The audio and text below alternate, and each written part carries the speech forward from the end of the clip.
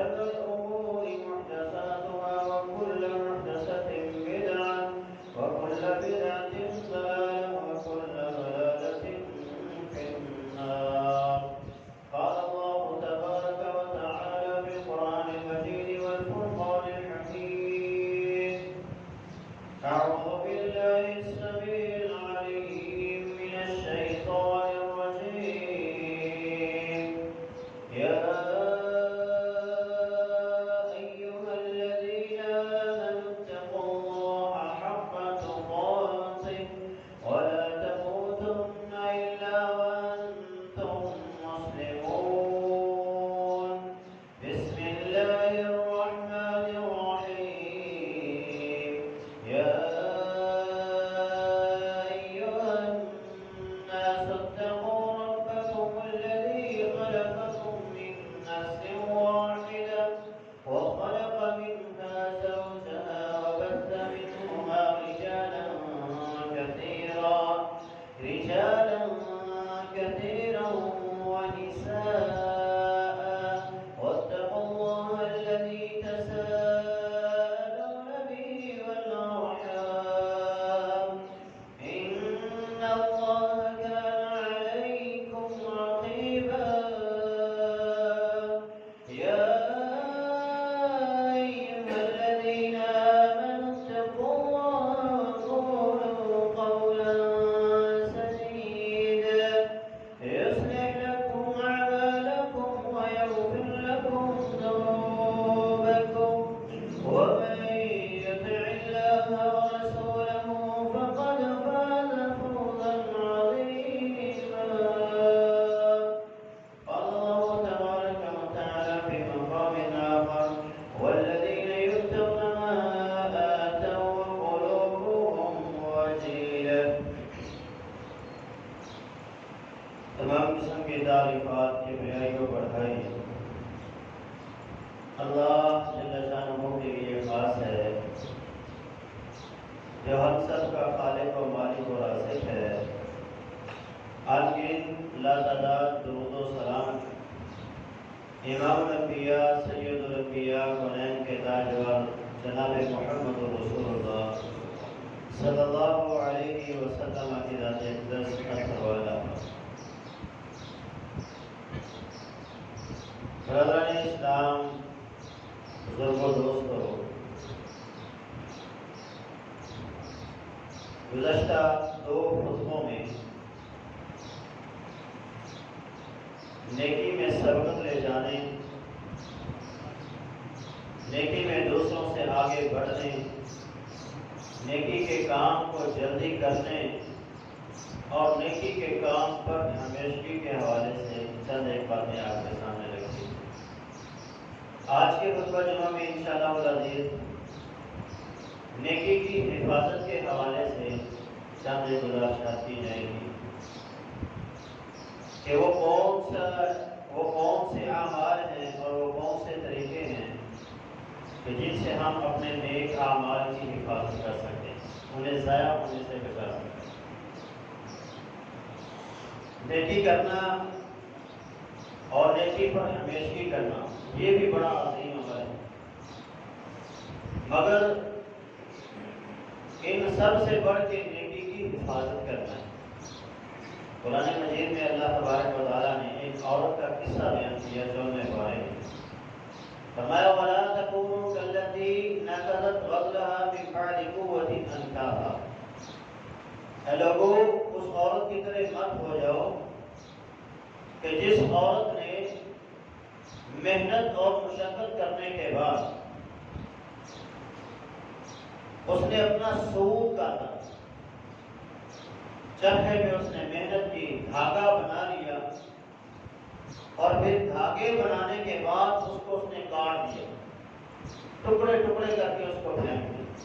تو میں اس عورت کی طرح مت ہوں۔ یہی چیز اسلام کہتا ہے کہ ایمان والے محنت کرنے کے بعد، نیکیاں کرنے کے بعد اپنی نیکیوں کو اپنے ہی ہاتھوں ضائع مت کریں۔ اس عورت کی طرح نہیں بننا، بلکہ اپنی نیکی کی حفاظت کرنی ہے۔ نیکی کی حفاظت کیسے کی جا سکتی ہے اور نیکی کو ضائع ہونے سے ہم کس طرح بچا سکتے ہیں، اس کے لیے ہمارے دلوں میں یہ ڈر اور خوف ہونا چاہیے کہیں ہمارا خالق و مالک ہم سے ناراض نہ ہو۔ نیکی کرنے کے بعد انسان کے دل میں تکبر نہیں آنا چاہیے، اس کے دل میں بڑا پن نہیں ہونا چاہیے کہ میں بڑا نیک ہوں،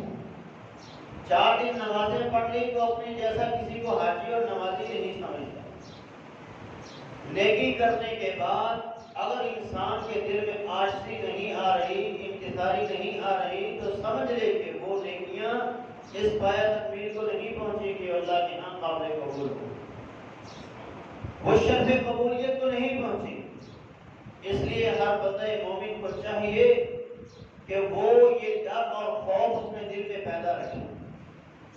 شیطان جو تھا ابلیس لعین، اللہ کا بڑا ہی برگزیدہ اور اللہ کا انتہائی محبوب بھی تھا۔ جن ہونے کے باوجود یہ فرشتوں کے اوپر بھی فوقیت رکھتا تھا، اس قدر اللہ کا تقرب اسے حاصل ہے۔ لیکن اللہ کے ایک حکم کو نہ ماننے کی وجہ سے ساری نیکیاں ضائع ہو گئی۔ اللہ کے سامنے اس نے تکبر کا مظاہرہ کیا، تو اللہ رب العالمین نے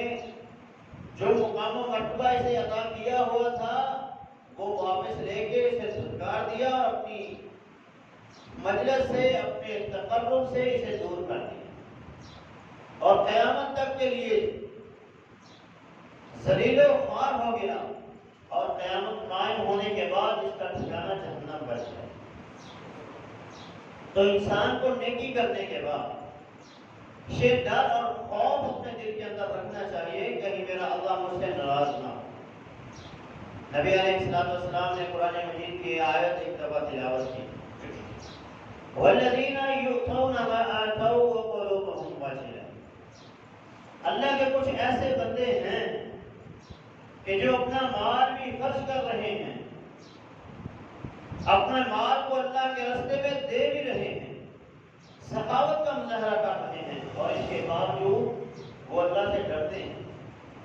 سید عائشہ رضی اللہ تعالی عنہا نے کہا، اللہ کے رسول نیکی کرنے کے باوجود وہ کیوں ڈر رہے ہیں؟ اللہ کے رسول اہم یزنون، کیا یہ لوگ زنا کرنے والے ہیں؟ اہم یشربون الخمر، کیا یہ لوگ شراب پینے والے ہیں؟ اہم یسرقون، کیا یہ لوگ چوریاں کرنے والے ہیں؟ آپ نے فرمایا لا بل ہم یصلون ویصومون ویتصدقون، نہیں، یہ لوگ تو نمازی ہیں، یہ لوگ تو روزے دار ہیں، یہ لوگ تو تہجد گزار ہیں، یہ لوگ تو اللہ کے راستے میں اپنے مال کو خرچ کرنے والے ہیں۔ فرمایا اللہ کے رسول اتنی نیکیاں کرنے کے باوجود پھر کیوں ڈرتے ہیں؟ فرمایا یخافون ان یغضب اللہ علیہم، ڈر اس وجہ سے رہے ہیں کہیں اللہ ہم سے ناراض نہ ہو اور ہماری زندگی کی ساری نیکیاں کہیں غارت نہ ہو جائیں، ساری نیکیاں تباہ و برباد نہ ہو جائیں اور ہم خالی ہاتھ اللہ کے سامنے کھڑے۔ نبی علیہ السلام سے سیدنا عمر فاروق نے ایک دفعہ کہا، اللہ کے رسول آپ نے معراج کی رات جنت کو دیکھا ہے، جنت کی نعمتوں کو دیکھا ہے، ذرا ہمیں جنت کی نعمتوں کے بارے میں تو بتائیے کہ جنت کی نعمتیں کتنی ہیں، کس قدر ہیں؟ آپ نے فرمایا اے عمر، اگر اللہ مجھے حضرت نوح کی عمر دے دے اور وہ ساری عمر میں جنت کی نعمتوں کو بیان کرنے میں لگا دوں، جنت کی نعمتیں ختم نہیں ہوں گی، میری عمر ختم ہو جائے گی۔ فلا تعلم نفس ما اخفي لهم من قرة اعين جزاء بما كانوا يعملون، انسان کو پتہ ہی نہیں ہے کہ اس کے لیے اس کے خالق و مالک نے کیا کچھ تیار کیا ہے۔ جو اللہ نے بیان کیا، جو اس کے رسول نے بیان کیا، جب ہم وہ سنتے ہیں تو ہماری آنکھیں کھلی کی کھلی رہ جاتی ہیں، اور جب وہ کچھ دیکھیں گے جنہیں کوئی کسی آنکھ نے آج تک دیکھا نہیں، کسی کان نے اس کا تذکرہ سنا نہیں، کسی زبان پہ اس کا تذکرہ آیا نہیں، کسی کے دل میں اس کا خیال بھی نہیں آیا، جب وہ نعمتیں دیکھیں گے تو انسان کی کیا تصویر ہوگی؟ تو نبی علیہ السلام نے فرمایا عمر ایک چیز تجھے میں بتا رہا ہوں کہ میں نے جنت میں ایک محل دیکھا، ایک خوبصورت گھر دیکھا، اور اس گھر کی بناوٹ ایسی تھی کہ اس کے مینار تھے، اور اس کے جو مینار ہیں وہ اللہ کے عرش کو چھو رہے ہیں۔ تو میں نے جبریل سے پوچھا ہے جبریل مجھے بتلاؤ یہ محل کس خوش نصیب کا ہے؟ فرمایا یہ آپ کی امتی عمر رضی اللہ عنہ۔ حضرت عمر نے جب وہ نام سنا رسول مکرم جناب محمد رسول اللہ صلی اللہ علیہ وسلم کی زبان سے، صحیح کا عمر و شفقن، عمر نے ایسی چیخ ماری اور اس چیخ کے بعد آپ بے ہوش ہو گئے۔ جب ہوش آیا تو ساتھیوں نے کہا یہ تو بڑی خوش نصیبی کی بات ہے، یہ تو بڑی عظمت اور شان اور مقام کی بات ہے کہ اللہ کے رسول نے آپ کو جنت کے محلات کی خوشخبریاں دی ہیں، اور اللہ کے قریب اللہ کے عرش کے نیچے آپ کا محل ہے، اس کی محل کی آپ کو بشارت دی جا رہی ہے۔ تو سیدنا عمر فاروق نے فرمایا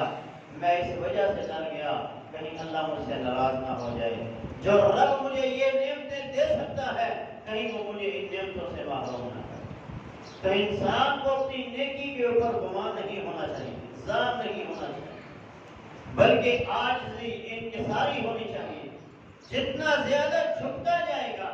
اللہ اتنا ہی اس کو بلند کرتا جائے گا۔ تو نیکی کرنے کے بعد نیکی کی حفاظت کس طرح ممکن ہے کہ ہم اپنے دلوں میں عاجزی اور انکساری کو پیدا کریں، تب جا کے ہم اپنی نیکی کو محفوظ کر سکتے ہیں۔ وہ کون سے ایسے اعمال ہیں کہ جن سے ہم اپنے نیک اعمال کو ضائع کر بیٹھتے ہیں؟ ان اعمال کا تذکرہ اس لیے ضروری ہے تاکہ ہم ان اعمال سے اپنے آپ کو بچائیں اور ان اعمال سے اپنے آپ کو، اپنے بچوں کو، اپنے گھر والوں کو، اپنے دوستوں کو بچا سکیں، تاکہ ان کی نیکیاں ضائع نہ ہوں اور وہ اللہ کی جنتوں کے حقدار ٹھہر سکیں۔ کچھ اعمال ایسے ہیں کہ جن کے کرنے سے انسان کی ساری زندگی کی نیکیاں ضائع ہو جائیں گی، کہ جب وہ اس عمل کا ارتکاب کرے گا ساری نیکیاں ضائع ہو گئی، چاہے وہ جتنے مرضی بڑے اچھے عمل کیے ہوں۔ کچھ ایسے اعمال ہیں کہ جن کے کرنے سے ساری زندگی کی نیکیاں تو ضائع نہیں ہوتی، جو عمل وہ کر رہا ہوتا ہے وہ ضائع ہو جاتا ہے، وہ اللہ کے ہاں قبول نہیں ہوتا۔ کچھ ایسے لوگ بھی ہوں گے جو دنیا میں تو نیکیاں کر کر کے تھک چکے ہوں گے، پہاڑوں کی مانند نیکیاں ہوں گی، لیکن اللہ کے سامنے جب قیامت کے دن جائیں گے تو ان کی وہ ساری نیکیاں اللہ ضائع کر دے گا اور ان کا نامہ اعمال نیکیوں سے صاف ہوگا، کوئی نیکی ان کے نامہ اعمال کے اندر نہیں ہوگی۔ فَجَعَلَهُ حَبَاءً مَنثُورًا، اللہ ان کی نیکیوں کو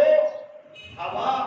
غبار بنا کے اڑا دے گا اور ان کی نامہ اعمال کے اندر کوئی نیکی نہیں موجود ہوگی۔ تو اس لیے ان اعمال کی نشاندہی کیجیے اور ان کو ذہن نشین کر کے ان سے اپنے آپ کو بچائیں، اپنے بچوں کو بچائیں، اپنے اہل و عیال کو بچائیں۔ سب سے پہلا عمل ہے کفر۔ جب کوئی انسان اللہ کی ذات کا، رسول اللہ کی ذات کا،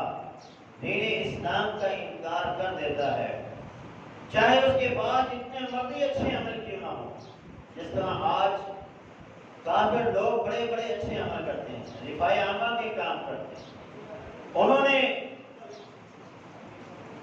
ایسے ایسے گروپ بنائے ہوئے ہیں، ایسی سوسائٹیاں انہوں نے تجویز کی ہوئی ہیں کہ جن کے ذریعے سے وہ لوگوں کے کام کرتے ہیں، ان کے لیے ان کے کام آتے ہیں۔ اسپتال انہوں نے بنائے ہوئے، انہوں نے ویسے غرباء مساکین کے لیے بڑے ہی انہوں نے پروجیکٹ لانچ کیے ہوئے ہیں جس کی وجہ سے لوگ فائدہ حاصل کریں۔ لیکن یہ بات ذہن نشین ہے کہ ان کے یہ عمل اسے ایک رتی روٹی کے برابر بھی فائدہ نہیں دے گی، ان کے یہ سارے عمل ان کے کفر کی وجہ سے برباد ہو جائیں گے اور انہیں ایک ذرہ بھی اس کا فائدہ نہیں ہوگا۔ قرآن مجید میں اللہ تعالیٰ نے فرمایا اجعلتم سقایۃ الحاج و امارۃ المسجد الحرام کمن آمن باللہ والیوم الآخر، وہ بندہ جو اللہ پر ایمان رکھتا ہے اور آخرت کے دن پر ایمان رکھتا ہے وہ بندہ، اور وہ بندہ جو رب کا انکار کرتا ہے، کفر کرتا ہے اور ساتھ میں وہ حاجیوں کو پانی پلاتا ہے، مسجد حرام کی وہ دیکھ بھال بھی کرتا ہے، فرمایا یہ دونوں بندے کبھی بھی برابر نہیں ہو سکتے، یہ ایمان والوں کے پاؤں کی خاک کے برابر بھی نہیں ہے۔ یہ عظمت، یہ شان ہے اللہ پر ایمان لانے کی وجہ سے، اور جنہوں نے اللہ کی ذات کا انکار کیا، کفر کیا، ان کا کوئی عمل بھی اللہ کے ہاں قبول نہیں ہوتا، ان کے وہ تمام اعمال غرض کر دیے جاتے ہیں۔ لیکن یہ بات ہے کہ ان کے لیے آخرت میں تو کچھ نہیں ہے، آخرت میں جب جائیں گے تو نامہ اعمال میں کوئی نیکی نہیں ہوگی۔ دنیا میں اللہ ان کے نیک اعمال کی وجہ سے انہیں عزت سے نواز دیتا ہے، مقام و مرتبے سے نواز دیتا ہے،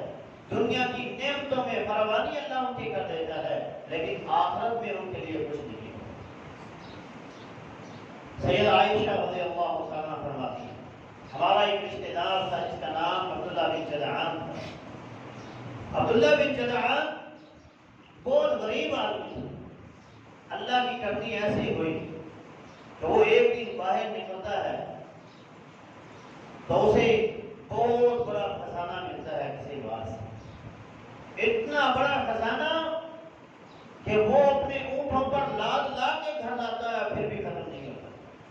پھر اس نے مکہ میں اعلان کروایا اگر کوئی غریب ہے تو میرے پاس آئے، اگر کوئی مقروض ہے تو میرے پاس آئے، کوئی ضرورت مند ہے تو میرے پاس آئے، اگر کسی کے پاس کھانے کے لیے کچھ نہیں ہے تو وہ میرے پاس آئے۔ اس نے ایک بہت بڑی دیگ بنائی، اس دیگ سے لوگ روزانہ سینکڑوں کی تعداد میں آ کر کھانا کھاتے، مکے والے وہاں سے خوب سیر ہوتے اور اپنی ضرورتوں کو پورا کرتے۔ آخر ایک دن وہ فوت ہو گیا، حالت کفر میں چلا گیا دنیا سے۔ فرمایا اللہ کے رسول اس کے وہ نیک عمل اس کے لیے کچھ فائدہ مند ہوں گے یا نہیں، اسے کچھ فائدہ دیں گے یا نہیں؟ فرمایا عائشہ اس کے لیے ایک رتی کے برابر بھی فائدہ نہیں ہے، کیونکہ اس کے پاس ایمان نہیں ہے۔ قرآن مجید فرقان حمید رب تعالیٰ نے ارشاد فرمایا وَمَن يَكْفُرْ بِالْإِيمَانِ فَقَدْ حَبِطَ عَمَلُهُ وَهُوَ فِي الْآخِرَةِ مِنَ الْخَاسِرِينَ۔ جس بندے نے ایمان کا سودا کفر کے ساتھ کیا، ایمان بیچ کے کفر خرید لیا، کفر کو اختیار کر لیا، اللہ اس کے اعمال کو برباد کر دے گا۔ وَهُوَ فِي الْآخِرَةِ مِنَ الْخَاسِرِينَ، اور وہ انسان آخرت میں نقصان اٹھانے والوں میں سے ہو۔ تو اس لیے اللہ کی ذات پر پختہ ایمان اور رسول اللہ صلی اللہ علیہ وسلم کی ذات پر پختہ ایمان اور دین اسلام کے سچے ہونے پہ پختہ ایمان جس بندے کا ہوگا اس بندے کو ہی فائدہ ملے گا، اس کے نیک اعمال اللہ کے ہاں قبول ہوں گے، اور جس کے پاس ایمان نہیں ہے، کفر ہے، ایسا انسان دنیا میں تو عزت پا سکتا ہے لیکن قیامت کے دن اس کی کوئی نیکی اس کے لیے کام نہیں آئے گی اور وہ ذلیل و رسوا ہو کے جہنم کا ایندھن بن جائے گا۔ دوسرا عمل ہے شرک، کہ جس کے کرنے سے انسان کی ساری زندگی کے نیک اعمال برباد ہو جاتے ہیں۔ کفر ہے اللہ کی ذات کا انکار کرنا۔ شرک یہ ہے کہ انسان اللہ پر ایمان تو رکھتا ہے لیکن ساتھ ساتھ اللہ کے اس نے شریک بنائے ہوئے۔ کافر مشرک ہو سکتا ہے، کافر مشرک بھی ہوتا ہے، لیکن مشرک وہ ہے جو ایمان تو اللہ پر لاتا ہے اور لیکن اللہ کے ساتھ شریک بناتا ہے، کسی کو بیٹا دینے والا سمجھتا ہے، کسی کو رزق دینے والا سمجھتا ہے، کسی کو اختیارات کا مالک سمجھتا ہے، کسی کو زیر و زبر کرنے کا وہ اختیار دیتا ہے۔ اللہ کی صفات اس کے بندوں کے اندر وہ لاتا ہے، اللہ کی مخلوق کے اندر وہ صفات لاتا ہے، تو ایسا بندہ مشرک ہے۔ مشرک انسان کی زندگی کے سارے عمل اللہ برباد کر دے گا۔ قرآن مجید میں اللہ تبارک و تعالیٰ نے 18 نبیوں کا ذکر کیا، ایک دو نبی کا نہیں، 18 نبیوں کا ذکر کرنے کے بعد رب تعالیٰ نے کہا وَلَوْ أَشْرَكُوا لَحَبِطَ عَنْهُمْ مَا كَانُوا يَعْمَلُونَ، اگر یہ 18 نبی بھی شرک کا ارتکاب کرتے تو میں ان کے بھی ساری زندگی کے اعمال کو غارت کر دیتا، تباہ کر دیتا، برباد کر دیتا۔ حالانکہ نبی جو تھے وہ شرک کا ارتکاب نہیں کر سکتے، وہ تو لوگوں کو شرک سے محفوظ کرنے والے تھے، لوگوں کو اللہ کی توحید کا درس دینے والے تھے، لوگوں کو رب کی ذات کا تعارف کرانے والے تھے، لیکن اللہ نے بطور مثال کے پیش کیا کہ اگر یہ لوگ بھی اس گناہ کا ارتکاب کر لیتے تو میں ان کی بھی زندگی کے سارے عمل برباد کر دوں۔ یہاں تک کہ اللہ رب العالمین نے اپنے پیارے حبیب جناب محمد رسول اللہ کا ذکر کیا، سورہ زمر ہے، فرمایا وَلَقَدْ أُوحِيَ إِلَيْكَ وَإِلَى الَّذِينَ مِن قَبْلِكَ لَئِنْ أَشْرَكْتَ لَيَحْبَطَنَّ عَمَلُكَ، اے میرے محبوب ہم نے آپ سے پہلے بھی اور آپ کی طرف بھی یہی وحی کی ہے، وَلَقَدْ أُوحِيَ إِلَيْكَ وَإِلَى الَّذِينَ مِن قَبْلِكَ، وہی یہ ہے لَئِنْ أَشْرَكْتَ لَيَحْبَطَنَّ عَمَلُكَ، کہ اگر آپ نے بھی شرک کیا تو آپ کے بھی سارے عمل برباد ہو گئے۔ حالانکہ اللہ کے نبی تو آئے ہی لوگوں کو رب کی توحید کا درس دینے کے لیے تھے، آئے ہی لوگوں کو اللہ کی توحید کا پیغام دینے کے لیے تھے، آپ کی پہلی دعوت بھی یہی تھی اور زندگی کی آخری دعوت بھی یہی تھی، پہلی دعوت بھی یہی تھی قولوا لا الہ الا اللہ، اور آخری دعوت بھی یہی تھی لعن اللہ الیہود والنصارى اتخذوا قبور انبیائہم مساجدا، کہ اللہ ان یہودیوں عیسائیوں پہ لعنت کرے، ان بدبختوں نے اپنے نبیوں کی قبروں کو سجدہ گاہ بنا لیا، اور مرتے ہوئے اللہ کے رسول اس دنیا سے جاتے ہوئے اپنی زندگی کے آخری ایام میں بھی آپ نے کہا تھا الصلاۃ الصلاۃ، لوگوں نماز پڑھتے رہنا، نماز پڑھتے رہنا، اور یہ نماز کیا ہے؟ اللہ کی توحید ہے، اللہ کی عبادت ہے۔ جس نبی کی آمد کا مقصد اللہ کی توحید ہو، اس کا اس دنیا سے جاتے ہوئے بھی یہی پیغام ہو کہ لوگوں اللہ کی بندگی کرنی ہے، اللہ کے علاوہ کسی کو پوجنا نہیں ہے، اللہ کو چھوڑ کر کسی کے سامنے سجدہ ریز نہیں ہونا، کسی کے لیے قیام اور رکوع نہیں ہے، جو اللہ کی ذات کے لیے خاص ہے وہ کسی دوسرے کے لیے نہیں کر سکتے۔ جس کی آمد کا مقصد، جس کا پیغام ہی یہی ہو، وہ کیسے شرک کر سکتا ہے؟ یہ ظاہر حکم تو اللہ کے رسول صلی اللہ علیہ وسلم کو ہے، لیکن امت کو حقیقی معنوں میں یہ پیغام ہے کہ اے امت کے لوگوں، اگر نبی علیہ السلام بھی، جناب محمد رسول اللہ صلی اللہ علیہ وسلم بھی اس گناہ کا ارتکاب کر بیٹھتے تو ہم ان کے عمل بھی برباد کرتے۔ تو اللہ کے ہاں کسی انسان کا مقام و مرتبہ کوئی معنی نہیں رکھتا، اگر کوئی چیز معنی رکھتی ہے تو اس کی توحید، اس کا عقیدہ، اس کا عمل ہے۔ تو اس لیے ہر بندہ مومن کو چاہیے کہ وہ اپنے عمل کو دیکھے کہ وہ کون سے عمل کر رہا ہے، کہیں اس کے عمل کے اندر شرک تو نہیں ہے۔ اس عمل کی اتنی نحوست ہے، ایک دفعہ بھی اگر انسان کر لے تو اللہ تعالیٰ اس کی زندگی کے سارے عمل برباد کر دے۔ مثال کے طور پہ ہم میں سے کوئی یا ہمارے پاس کوئی کسی کے پاس ملازم ہے،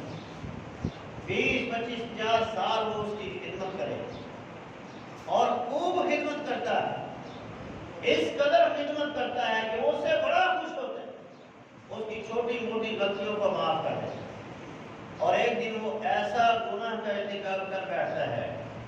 کہ اس مالک کا خود حصے دار بن جاتا ہے، یا کسی دوسرے کو لا کر اس مالک کی جگہ میں بٹھا دیتا ہے، تو کیا وہ مالک اسے معاف کرے گا؟ کبھی بھی معاف نہیں کرے گا، کبھی بھی معاف نہیں کرے گا۔ وہ اس کی 20 25 سال کی محنت کو نہیں دیکھے گا، فوراً اسے کہے گا میری نظروں سے دور۔ یہی معاملہ رب کی ذات ہے کہ اگر کوئی انسان زندگی میں جتنے مرضی اچھے عمل کرتا رہے، اگر ایک مرتبہ بھی اس نے کفر اور شرک کا ارتکاب کر لیا، اللہ تعالیٰ اس کی زندگی کے سارے اعمال کو برباد کر دیتا ہے۔ نبی علیہ السلام نے فرمایا ایک بندہ ساری زندگی گناہ کے کام کرتا ہے حتیٰ کہ جہنم میں داخل ہونے سے ایک فرشتہ رہ جاتا ہے، یعنی مراد یہاں سے کافر ہے کہ وہ ساری زندگی کفریہ کام کرتا کرتا کرتا جہنم کے کنارے پہ پہنچ چکا ہے اور زندگی کی آخری وقت میں ایمان کی دولت اس کے نصیب ہے، لا الہ الا اللہ محمد رسول اللہ کا اس نے اقرار کر لیا، اس عمل کی بدولت اللہ اس کی زندگی کے سارے گناہوں کو معاف کر کے اسے جنت کا حقدار ٹھہرا۔ اور دوسری طرف وہ ہے جو ساری زندگی نیکیاں کرتا جا رہا ہے، نیکیاں کرتا جا رہا ہے، جنت میں داخل ہونے سے ایک فرشتہ باقی رہ گیا، جنت کے کنارے پہنچ چکا، دروازے پہ پہنچ چکا ہے، ایک فرشتہ باقی ہے، موت کا وقت آ گیا اور مرتے ہوئے زبان سے کفریہ کلمہ نکال دیا، اللہ رب العالمین اس کی زندگی کے سارے عمل برباد کر کے اسے جہنم کا ایندھن بنا دے۔ تو یہ عقیدے کی برکت ہے، جس کے پاس عقیدہ توحید ہے وہ انسان کامیاب اور کامران ہے، اس کی چھوٹی چھوٹی نیکیاں بھی اس کی نجات کا ذریعہ بن سکتی ہیں۔ اور دوسری طرف وہ ہے کہ جس نے بڑی بڑی نیکیاں کی ہیں لیکن شرک کیا رب کی ذات کے ساتھ، اللہ اس کی زندگی کے سارے اعمال غارت کر کے اسے تباہ و برباد کر دے۔ اللہ تعالیٰ نے ارشاد فرمایا ان اللہ لا یغفر ان یشرک بہ ویغفر ما دون ذلک، شرک کرنے والے کے شرک کو اللہ معاف نہیں کرتا، اللہ یہ کہ وہ توبہ کرے، استغفار کرے اور بخشش مانگے، شرک سے باز آ کر خالص اللہ کی توحید کا اقرار کر لے، اس کو مان لے، تو وہ انسان تو بچ سکتا ہے۔ اور اگر شرک کی حالت میں ہی موت آ گئی، چاہے وہ ایمان والا ہی کیوں نہ ہو، چاہے وہ لا الہ الا اللہ محمد رسول اللہ پڑھنے والا ہی کیوں نہ ہو، ہمارے ہاں یہ بڑی مشہور بات ہے کہ اللہ کے نبی نے فرمایا میری امت شرک کا ارتکاب نہیں کرے، ایسی کوئی بات نہیں، شرک کے اوپر جمع نہیں ہو سکتی، گمراہی کے اوپر میری امت جمع نہیں ہو سکتی، یہ حدیث ضرور ہے۔ تو شرک امت کے اندر ہوگا جب ایمان لانے کے بعد انسان زنا کرتا ہے تو لوگ اسے زانی کہتے ہیں، شریعت اسے زانی کہتی ہے، چور کو چوری کرنے والے کو چور کہتی ہے، اور شراب پینے والے کو شرابی کہتی ہے، نشہ کرنے والے کو نشئی کہتی ہے، نماز پڑھنے والے کو نمازی کہتی ہے، حج کرنے والے کو حاجی کہتے ہیں، روزہ رکھنے والے کو روزہ دار کہتے ہیں۔ جب جس عمل کا ارتکاب کرے گا اس پہ اس عمل کا حکم لگے گا۔ اور اگر ایمان لانے کے بعد کوئی بندہ شرک کا ارتکاب کرے گا تو وہ مشرک ہوگا۔ قرآن نے کہا وما یؤمن باللہ وما یؤمن اکثرهم باللہ الا وهم مشرکون، کتنے ہی ایسے لوگ ہیں جو ایمان کا دعویٰ تو کرتے ہیں لیکن ایمان لانے کے باوجود وہ مشرک ہیں، ان کے عقیدے درست نہیں ہیں، ان کے عقیدوں کے اندر شرک کی ملاوٹ ہے۔ جب تک وہ شرک کی ملاوٹ کو دور نہیں کریں گے، خالص ایمان اور خالص عقیدہ توحید ان کے پاس نہیں ہوگا تو ان کا کوئی عمل بھی اللہ کے ہاں قبول نہیں ہوگا۔ فرمایا ما کان للمشرکین ان یأمروا مساجد اللہ شاہدین علی انفسہم بالکفر، یہ جو مشرکین ہیں مسجد حرام کو آباد کر رہے ہیں، یہ اپنے آپ پر کفر کا فتویٰ لگاتے ہیں، کفر کی گواہی دیتے ہیں۔ فرمایا اولئک حبطت اعمالہم، ان کے اپنے آپ پر کفر کا گواہ بننا اور کفر کا اظہار کرنا، کفر کا اقرار کرنا، شرک کا ارتکاب کرنا، فرمایا ان کے سارے اعمال کو اللہ برباد کر دے گا۔ تو شرک سے اپنے آپ کو بچانا ہے، کفر سے اپنے آپ کو بچانا ہے، اور کہاں تک بچانا ہے؟ نبی علیہ السلام نے سیدنا معاذ بن جبل رضی اللہ عنہ کو فرمایا یا معاذ ان حرقت او قتلت او قطعت، اے معاذ اگر تجھے کاٹ دیا جائے، تجھے قتل کر دیا جائے، تجھے جلا دیا جائے، لا تشرک باللہ، اللہ کے ساتھ شرک نہیں کرنا، ولا صلاۃ مکتوبۃ متعمدہ، اور جان بوجھ کر فردی نماز کو بھی نہیں چھوڑنا۔ تجھے قتل کر دیا جائے، تجھے جلا دیا جائے، تیرے ٹکڑے ٹکڑے کر دیے جائیں، اس کے باوجود بھی تمہیں شرک کا ارتکاب نہیں کرنا۔ یہ عقیدہ توحید ہے اور اس کو اختیار کرنا ہے۔ اگر شرک کا ارتکاب ہوا، عمل ساری زندگی کے برباد ہو۔ تیسرا عمل ہے کہ انسان اسلام کو مان لیتا ہے، اسلام کا اقرار کر لیتا ہے، لیکن پھر اسلام سے پھر جاتا ہے، مرتد ہو گیا، اسلام کو اس نے چھوڑ دیا، تو ایسا انسان، اس کے بھی اللہ زندگی کے سارے نیک اعمال جو اس نے حالت اسلام میں کیے ہیں تباہ کر دے گا، برباد کر دے گا، ختم کر دے گا۔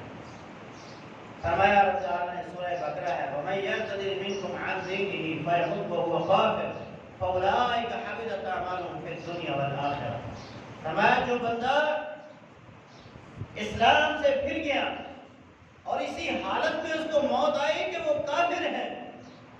فَأُولَٰئِكَ حَبِطَتْ أَعْمَالُهُمْ، تو اللہ ان کے اعمال کو تباہ کر دے گا، برباد کر دے گا، پھر دنیا والآخرہ، دنیا میں بھی اور آخرت میں۔ دنیا میں بھی ان کے اعمال کا انہیں کوئی فائدہ نہیں ہوگا، اور آخرت میں بھی ان کے جو انہوں نے نیک عمل دنیا میں کیے تھے وہ انہیں فائدہ نہیں دیں گے۔ اولئک اصحاب النار هم فیہا خالدون، یہ لوگ آگ والے ہیں اور آگ میں ہمیشہ ہی رہیں گے، کیونکہ اللہ دین اسلام کے علاوہ کوئی دوسرا دین قبول کرتا ہی نہیں، اللہ دین اسلام کے علاوہ کسی دوسرے دین کو پسند کرتا ہی نہیں۔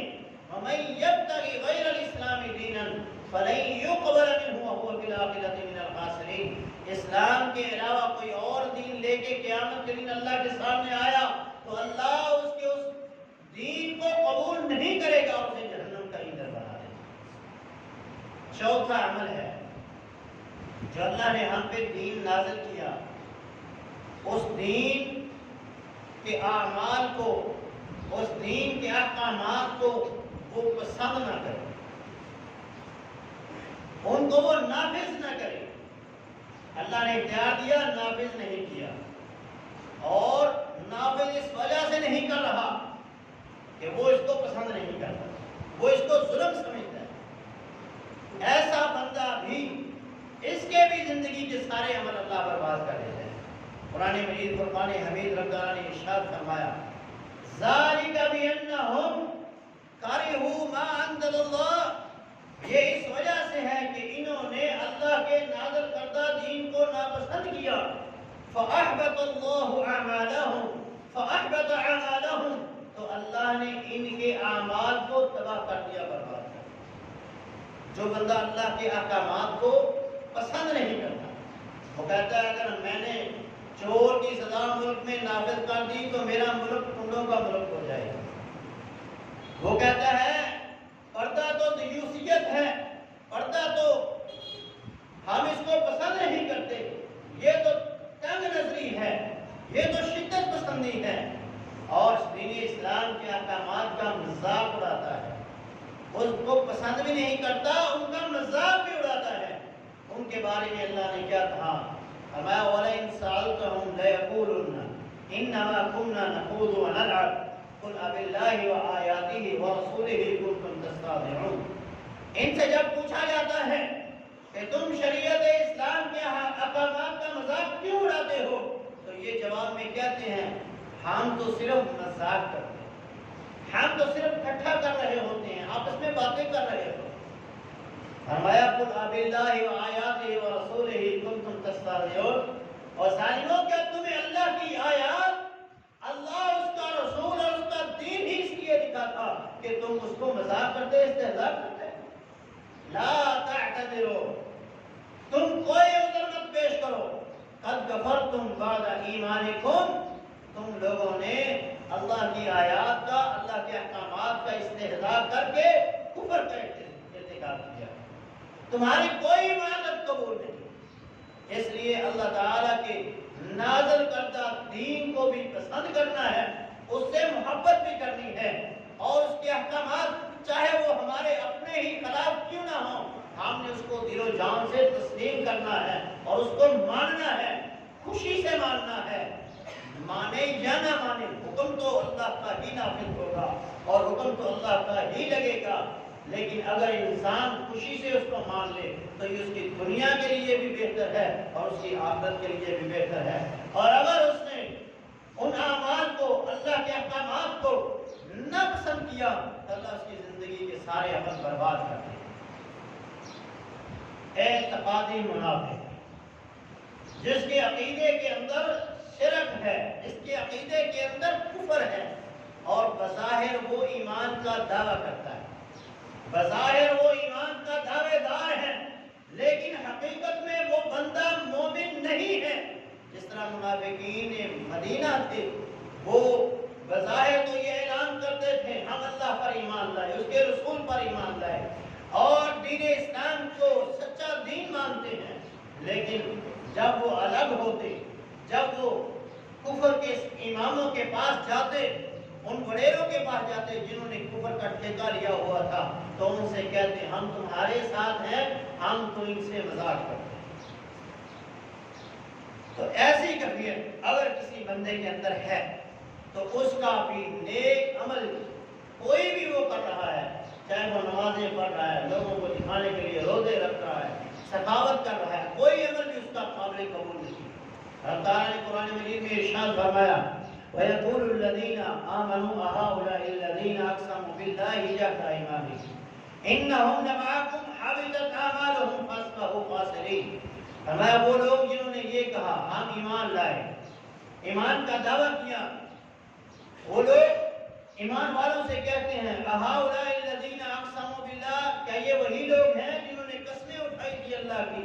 جَهْدَ أَيْمَانِهِمْ، اپنے ایمان کی پختہ قسموں کے ساتھ، انہم لمعکم، کہ یہ مومنوں کے ساتھ ہیں، لیکن حقیقت میں وہ مومنوں کے ساتھ نہیں تھے۔ اللہ تعالیٰ حابطت اعمالہم، ان کے سارے عمل برباد ہو گئے، ان کی کوئی نیکی ان کے کام نہیں آئی۔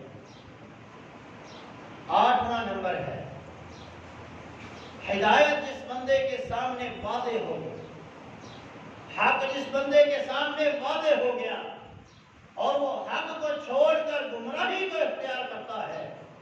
اللہ اور اس کے رسول کے احکامات کو پسے پشت ڈال دیتا ہے، اپنی برادری کے رسم و رواج کو ترجیح دیتا ہے،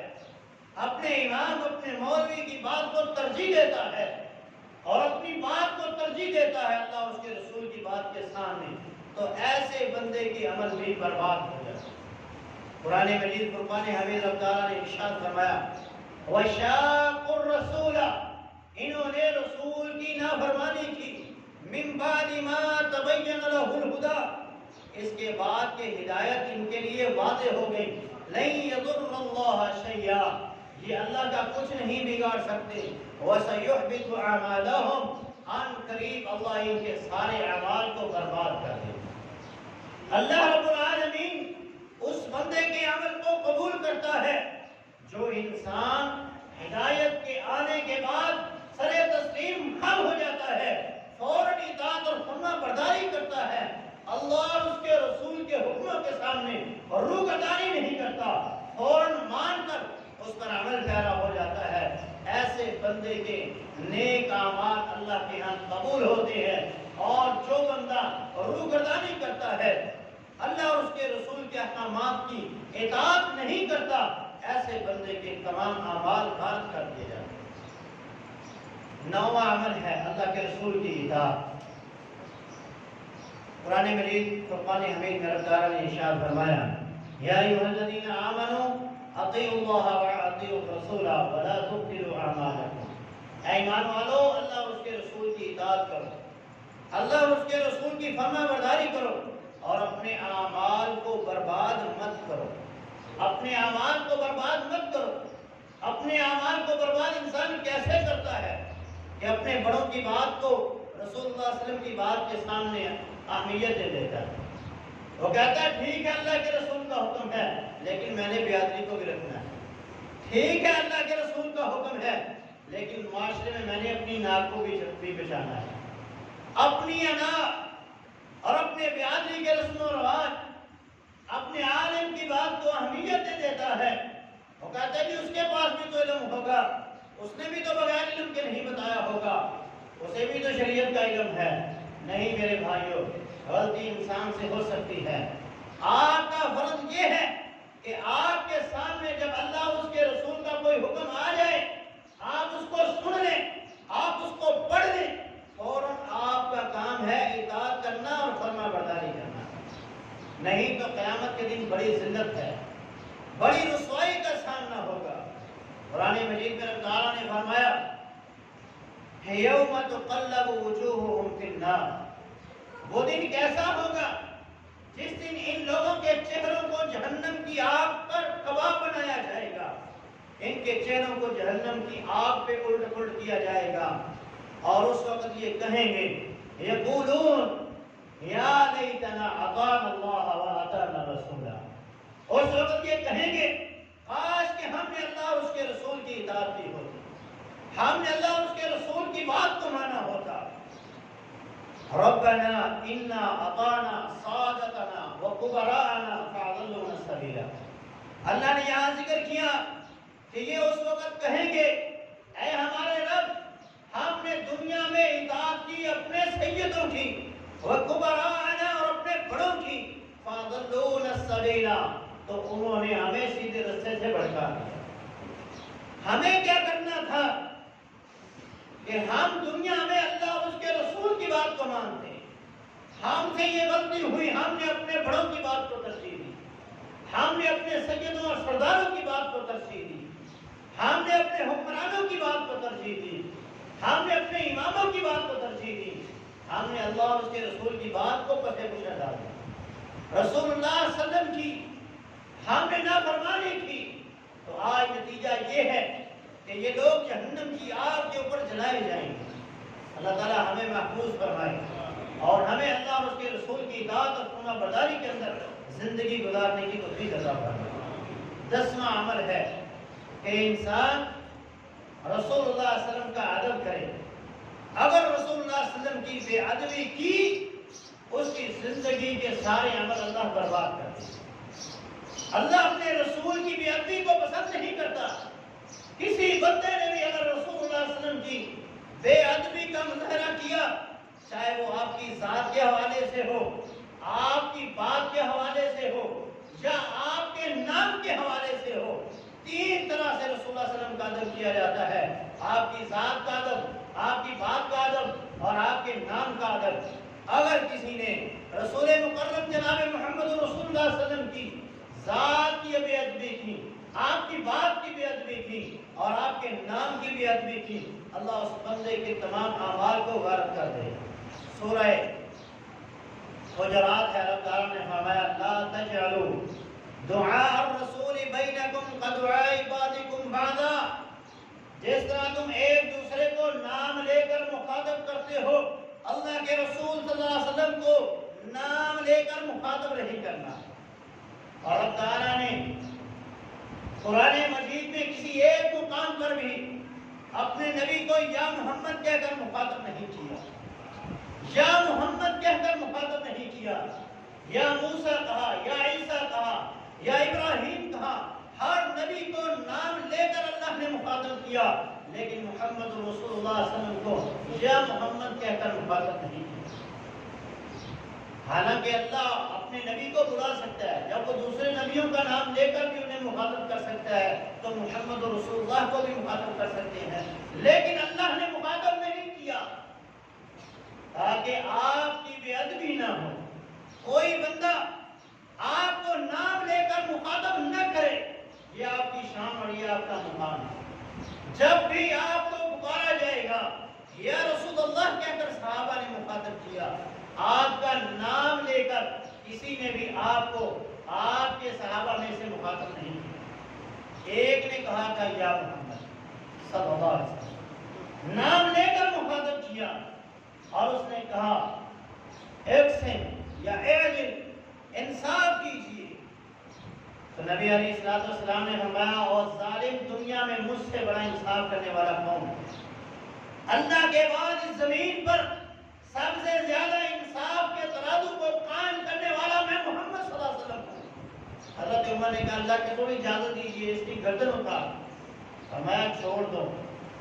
اس کی پشت سے ایسے بدبخت پیدا ہونے والے ہیں جو دین اسلام سے ایسے نکلیں گے جیسے تیر کمان سے نکل جاتا ہے۔ خارجی لوگ اس کی نسل سے پیدا ہوتے ہیں۔ تو یا محمد کہنے والے رسول اللہ کے مستاق ہوں گے، جو رسول اللہ کو نام لے کر مخاطب کرتے ہیں۔ رسول اللہ صلی اللہ علیہ وسلم کی زندگی میں یہ ہے، اور رسول اللہ صلی اللہ علیہ وسلم کی زندگی کے بعد اگر کوئی مخاطب کرے گا تو یہ اس سے بڑی بے ادبی اور گستاخی ہے۔ رسول اللہ صلی اللہ علیہ وسلم کا نام لے کر کبھی بھی آپ کو مخاطب نہیں کرنا ہے۔ رسول اللہ صلی اللہ علیہ وسلم کی ذات کا ادب یہ ہے، یا ایھا الذین آمنوا لا ترفعوا اصواتکم فوق صوت النبی۔ جب اللہ کے رسول تمہارے اندر موجود ہوں، تمہاری آواز نبی کی آواز سے بلند نہیں ہونی چاہیے۔ وَلَا تَجْهَرُوا لَهُ بِالْقَوْلِ كَجَهْرِ بَعْضِكُمْ لِبَعْضٍ۔ جس طرح بعض تمہارا بعض کو پکارتا ہے، اس طرح اللہ کے رسول کو ان کے لیے آواز نہیں کسنا۔ أَن تَحْبَطَ أَعْمَالُكُمْ وَأَنْتُمْ لَا تَشْعُرُونَ۔ کہیں لا شعوری میں تم ایسا کر بیٹھو تو اللہ تمہارے تمام اعمال کو غائب کر دے گا اور تمہیں پتہ بھی نہیں چلے گا۔ اس لیے رسول اللہ صلی اللہ علیہ وسلم کی ذات کا ادب، آپ کی بات کا ادب، آپ کے نام کا ادب جو بندہ کرتا ہے وہ اپنے نیک اعمال کی حفاظت کرتا ہے، اور جو گستاخی کا مظاہرہ کرے گا وہ بندہ اپنے تمام اعمال سے ہاتھ دھو بیٹھے گا۔ اللہ رب العالمین سے دعا ہے کہ وہ ان تمام اعمال سے ہمیں بچائے کہ جن کے ذریعے سے ہم اپنے نیک اعمال کو ضائع کر بیٹھیں گے، اور ان اعمال کو کرنے کے اللہ ہمیں توفیق عطا فرمائے کہ جن کے ذریعے سے ہم اپنی نیکیوں کو محفوظ کر سکتے ہیں۔ اقول قولی ھذا استغفر اللہ لی ولکم۔